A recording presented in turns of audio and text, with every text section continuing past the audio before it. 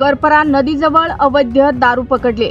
बेकायदेशीर दारू वाहतूक प्रकरणी गुन्हा दाखल, आरोपी फरार।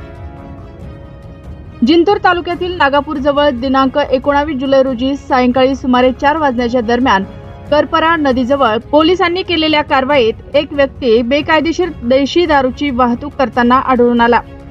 पोलिसांनी पाठलाग करत असताना संबंधित आरोपीने माल जागीच फेकून दिला व मोटरसायकलवरून फरार झाला। या प्रकरणी बोरी पोलीस ठाण्यात गुन्हा दाखल करण्यात आला आहे।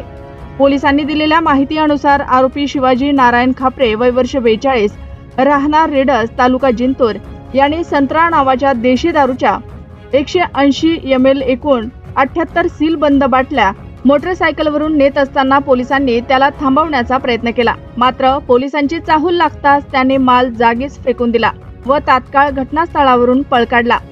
दरम्यान सदर दारूच्या बाटल्यांची किंमत अंदाजे 5460 रुपये इतकी असून त्या एका पांढऱ्या पोत्यात आढळून आल्या। ही कारवाई पोलीस ठाण्याचे सहाय्यक पोलीस निरीक्षक सुनील गोपिनवार, दिलावर खान, बद्रीनाथ कंठाळे, शंकर गायकवाड, कृष्णा शहाणे, पवन अवचार, चालक सानप यांच्या पथकाने केले। या प्रकरणी सहाय्यक पोलीस निरीक्षक सुनील अशोकराव गोपिनवार यांच्या फिर्यादीवरून आरोपी विरुद्ध महाराष्ट्र दारूबंदी कायदा कलम 65E अन्वये गुन्हा दाखल करण्यात आला आहे।